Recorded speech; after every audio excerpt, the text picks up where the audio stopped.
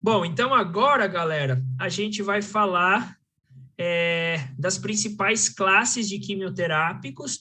Agora a gente entra numa parte um pouquinho mais maçante, mas necessária. Não se preocupem que eu vou falar dos alquilantes e vou dar um intervalo, tá? Quem está precisando de intervalo, eu vou dar um intervalo já já.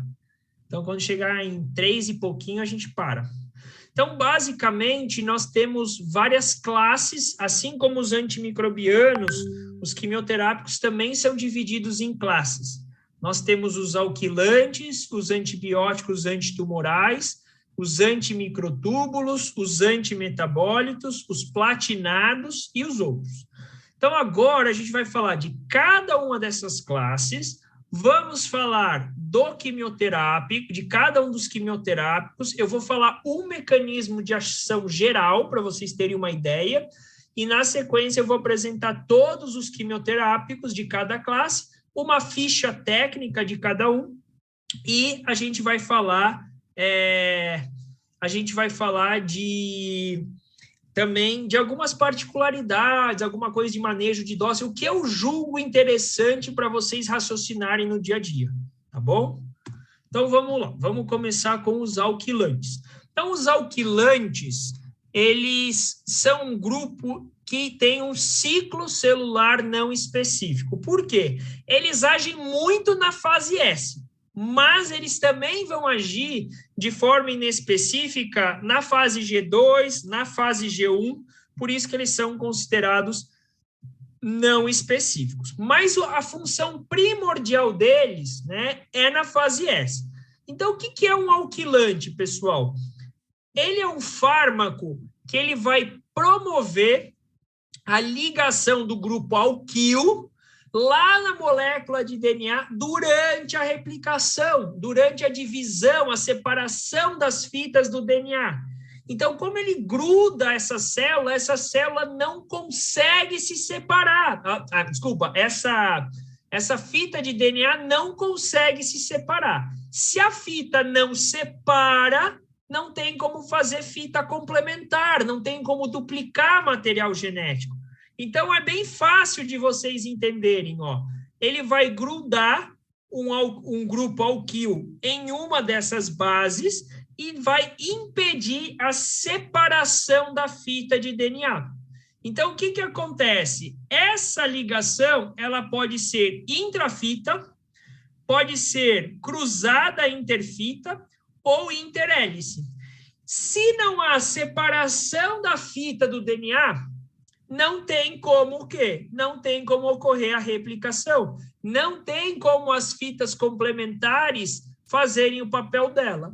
Se não tem separação, não tem fita complementar. Se não tem fita complementar, não tem duplicação do material genético. Se não tem duplicação do material genético, não tem como a célula entrar em mitose. Tá? Então, eu trouxe de uma forma bem resumida, mas não é só essa, ela age em outros pontos, mas o principal mecanismo é libera um grupo alquil que impede a separação das fitas do DNA. Se vocês entenderem isso, ó, alquilantes impedem a separação das fitas do DNA, impedindo a replicação celular. E, além disso, além de agir na fase S, elas também vão agir de forma inespecífica na fase G1 e G2. Tá? Eu não vou ficar entrando muito a fundo em mecanismo que se torna chato, né, e cansativo, já é um tema mais pesado. Se vocês entenderem essa parte, é um resumo aí, muito fácil de a gente entender a ação dos alquilantes. Bom, temos 10 alquilantes que a gente vai conversar. É o maior grupo aqui que a gente vai conversar, por isso que a gente já começou com eles. Então, tem as mostardas nitrogenadas, que seria a ciclofosfamida, a ifosfamida, o clorambucil, o melfalano. Tem as nitrosureias, que é o grupo da lomustina, carmustina e streptozocina. E tem os triazenos, que é a dacarbazina, temozolamina e procarbazina. Então, a gente vai conversar desses 10 fármacos aqui agora. Uns que a gente usa mais, então até o item 5 a gente usa muito na rotina, tirando o item 2. E depois, do item 6 para baixo, a gente não usa muito, tá? Talvez a carmustina a gente passe a usar mais quando não tiver mais lomustina, tá? Então, esses são o grupo dos alquilantes. Então, o primeiro fármaco que a gente vai conversar é a ciclofosfamida. É um fármaco amplamente utilizado. Então, eu coloquei as principais indicações, mas, pessoal, provavelmente tem mais indicação aqui, tá? Mas eu coloquei, assim, as que eu fui lembrando. Então, protocolos de linfoma e leucemia, então, tanto no COP quanto no SHOP. Protocolo de mieloma múltiplo em gato é o agente de primeira escolha. Protocolos de resgate para leucemia linfocítica crônica e linfomas B de baixo grau e mielomas. Então, normalmente, para linfomas de baixo grau e leucemia linfocítica crônica que falham ao clorambucil, a ciclofosfamida é o agente de primeira escolha para resgate. No protocolo VAC e AC para hemangiosarcoma, a gente quase não usa mais, porque hoje a gente sabe que a doxorubicina isolada tem a mesma eficácia do VAC ou do AC, então a gente não faz mais esses protocolos. Protocolo de doxorubicina e ciclofosfamida em neoplasias mamárias, e é o quimioterápico mais utilizado em regime metronômico, tá? É o que a gente mais vai utilizar. Doses, pessoal. A dose vai variar de 200 a 300 miligramas por metro quadrado.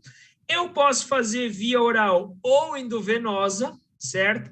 Qual o intervalo? Depende do protocolo, tá? Se for protocolo de monoterapia, que eu estou usando só a ciclofosfamida, normalmente a gente usa intervalo entre 7 ou 14 dias. Tá? Se eu estiver usando, por exemplo, para resgate de uma leucemia linfocítica crônica ou de um linfoma de baixo grau, a gente começa a cada 7 dias e depois espaça para cada 14 dias. Então, ela poderia ser usada a cada 7 dias. Na metronômica, as doses 12,5 a 15 miligramas por metro quadrado a cada 24 ou 48 horas. A gente vai ver que em gatos, pessoal, alguns trabalhos mostram que a gente poderia usar doses um pouco maiores, tá? Então, em gatos, a gente consegue usar doses até maiores, a gente vai ver alguns trabalhos. O NADIR, ele é de 7 a 10 dias, certo? A metabolização hepática, lembrando que ela é administrada na forma inativa. Então, ela só é ativada após o metabolismo hepático. Então, é aquilo que a gente falou. Ela obrigatoriamente tem que passar pelo fígado. Quais são os efeitos adversos? Bom, quase todos os quimioterápicos vão causar mielossupressão e toxicidade gastrointestinal. Né? A gente vai ver isso amanhã, porque quimioterapia destrói células em rápida multiplicação. Então, tudo que multiplica rápido é destruído. Quem? Células da medula óssea e gastrointestinal. Amanhã, prestem atenção, pessoal, amanhã a gente vai discutir como manejar isso. Não é para perguntar, como que faz quando tem mielossupressão? É o tema de amanhã, pessoal. Aqui a gente só está apresentando o problema. Amanhã a gente vai discutir isso, ok? Cistite hemorrágica, né, é mais comum em cães do que em gatos. Por quê? Porque a gente vai ver que a gente tem aqui um mecanismo, né, de metabolização que gera acroleína, que é tóxica para o epitélio da bexiga. Bom, nós temos o Genuxal de comprimido e, às vezes, é um pouco mais chato de achar, né, o injetável. Eu vou pedir um favor, sempre esperem eu terminar o quimioterápico, aí a gente faz as perguntas, porque várias dúvidas eu vou falar já. Aí, se eu terminei de falar e não contemplei a dúvida de vocês, aí a gente pergunta. Pode ser dessa forma para a gente agilizar? Então, o que acontece? A ciclofosfamida, ela é metabolizada em hidroxiciclofosfamida. Essa aqui é a que vai matar o câncer, tá? Esse aqui é o composto ativo da ciclofosfamida. E aí, pessoal, o que vai acontecer? Esse metabolismo vai gerar acroleína. É essa acroleína que é tóxica para o epitélio da bexiga. É uma cistite química, tá? A acroleína, ela lesiona quimicamente, né? É um produto tóxico para o epitélio da bexiga. Por quê? Porque ela vai ser liberada na urina. Então, primeira coisa, tem diferença entre ciclofosfamida oral ou injetável em relação a gente ter aí diferenças em concentrações séricas? Os trabalhos mostram, né? Então, esse aqui é um trabalho com cães com linfoma, que eles fizeram a farmacocinética oral ou intravenosa, e eles compararam se tinha diferença, eles dosaram a 4-hidroxiciclofosfamida, que é o componente ativo, e eles viram que foi equivalente em relação à administração oral e endovenosa. Logo, o efeito adverso é muito parecido. O que acontece? Qual que é a vantagem do IV? O ajuste mais preciso. Eu posso escolher exatamente a dose que eu vou fazer, a não ser que eu remanipule. Mas se eu for usar o Genuxal, eu tenho que ajustar numa dose múltipla de 50, né? Porque eu não posso cortar comprimido de quimioterapia, não posso partir no meio. Então, o ajuste da IV, ela é mais precisa, mas de concentração sérica e efeito adverso, os trabalhos mostram que não tem tanta diferença, não tem diferença, na verdade, é equivalente, tá? Então, esse é o primeiro ponto. Outra dúvida muito comum, tá vendo que eu estou trazendo os pontos que geram dúvidas em vocês. Outra dúvida é, faço dose total ou eu fraciono em 3 a 4 dias a oral? Tá? Então, essa é uma dúvida muito frequente. Nós não temos uma resposta muito precisa. Estudos em animais mostraram que não houve diferença no caso de linfomas multicêntricos, não houve diferença na sobrevida de cães tratados com dose cheia ou dose fracionada. Então, o que eu falo? O animal vai tomar 200 miligramas totais. Eu faço os 200 num dia, por exemplo, 4 comprimidos de 50 hoje, ou eu faço 50 hoje, 50 amanhã, 50 depois de amanhã e 50 na terça-feira. Para eficácia, eles, nesse trabalho aqui, ó, eles não viram a full dose, que seria a dose completa, ou dividida, tá? Então, as taxas de remissão foram muito parecidas e as sobrevidas não teve diferença significativa, embora numericamente, né, se a gente olhar, é diferente, mas não foi estatístico aqui segundo o trabalho, ok? Acho que esse aqui está repetido, tá? E o risco de cistite hemorrágica foi um pouquinho maior, mas não foi estatístico também para cistite hemorrágica, tá? Então, não teve diferença estatística para cistite hemorrágica, ok? Mas esse trabalho in vitro mostrou que a dose cheia foi mais efetiva na destruição de células de linfoma B do que as doses fracionadas. Então, a gente tem resultados controversos na literatura. De forma geral, pessoal, eu, Paulo, sempre faço dose cheia. Porque quando você faz a dose fracionada, você perde a noção do nadir para químio subsequente. Então, tu começa a contar o nadir a partir de quando? Então, se vocês tomarem todas as precauções, né, para evitar a cistite hemorrágica que a gente vai ver amanhã, não tem por que fracionar.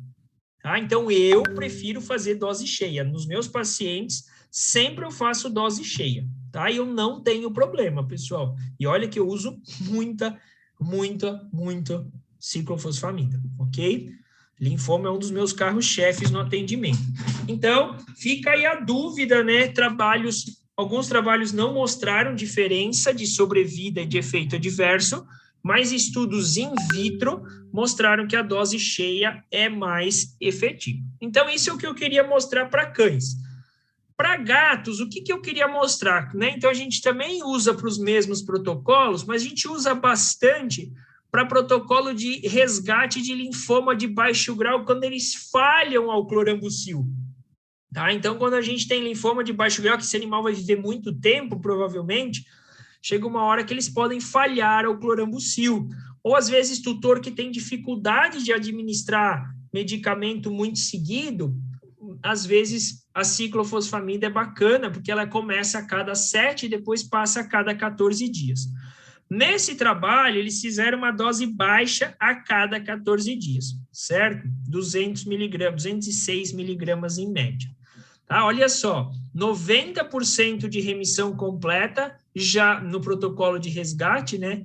Aí um bom tempo de remissão e a sobrevida global de 1.065 dias. Então, é uma dos quimioterápicos que a gente usa para resgate de linfoma de baixo grau, para leucemias, linfocíticas crônicas, tá? Para linfomas indolentes, leucemias, e para mieloma também é o protocolo de resgate, tá? Então, imunoterapia.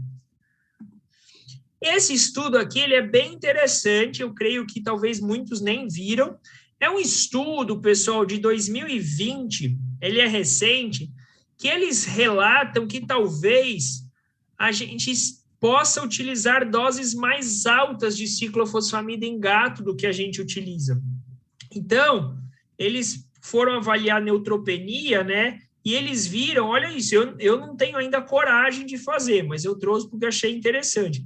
Eles viram, pessoal, que até doses de 360 podem ser seguras para gato, tá? Não doses também tão altas, mas dose de 360 nesse trabalho foi bem segura. Ó. Nenhum animal com a dose de 360 desenvolveu neutropenia grau 2. Então, eles falam, né, de tentar usar doses mais altas em gato quando ela for utilizada de forma isolada, não é para um protocolo que tu usa com mais fármacos.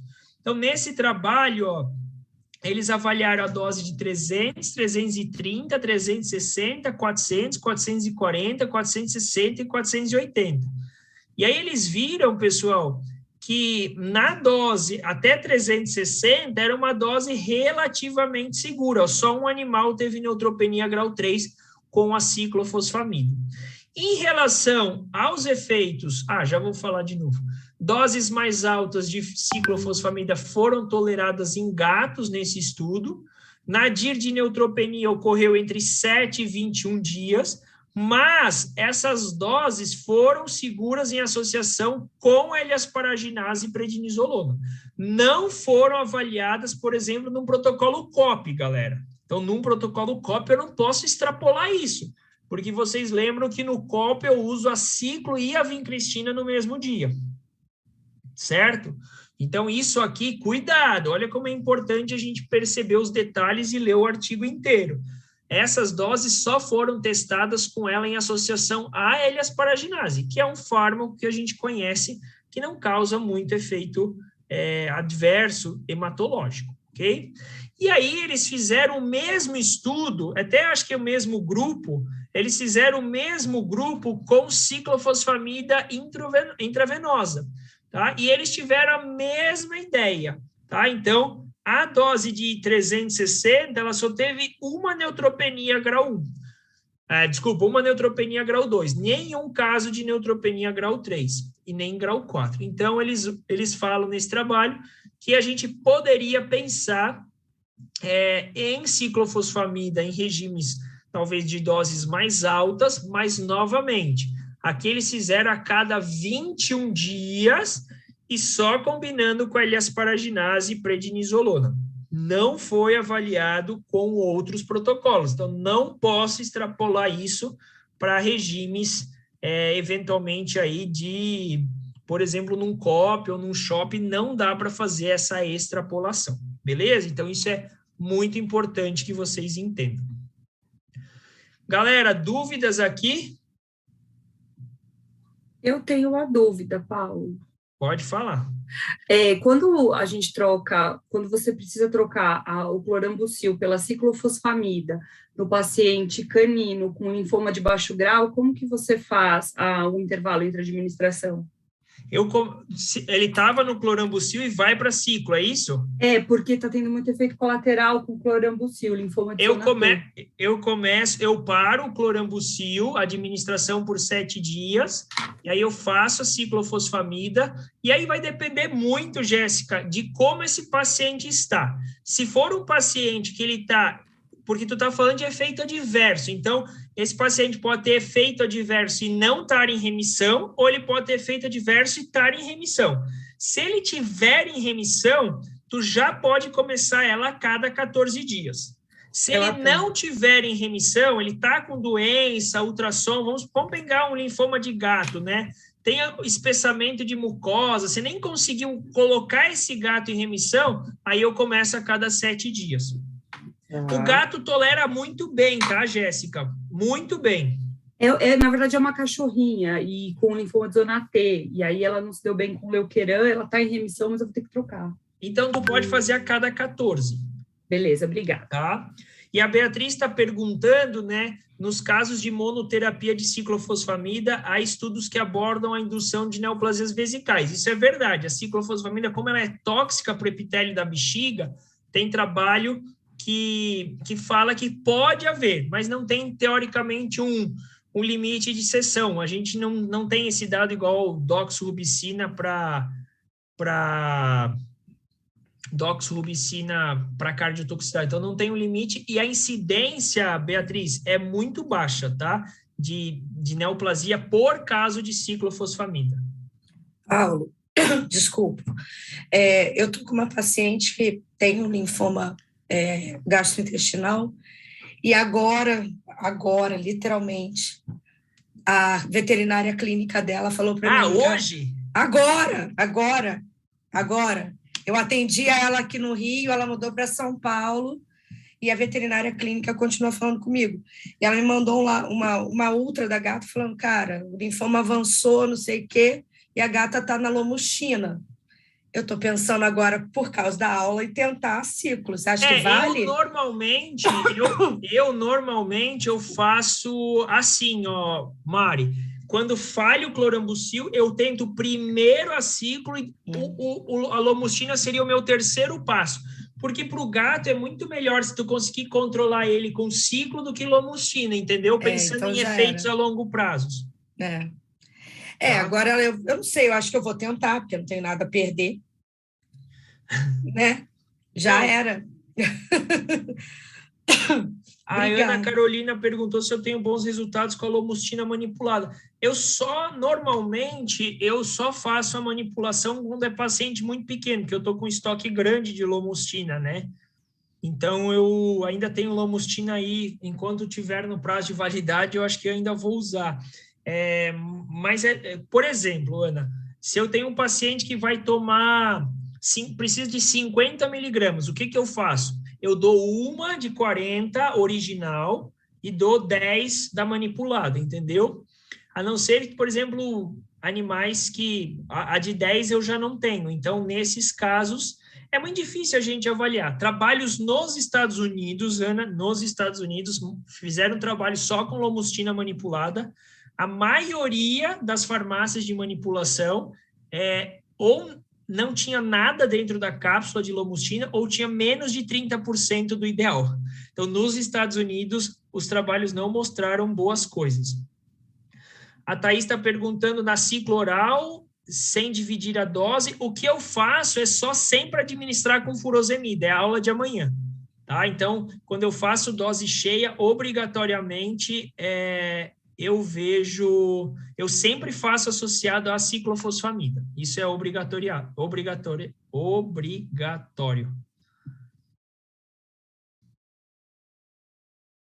Beleza? Galerinha, vamos dar um intervalo.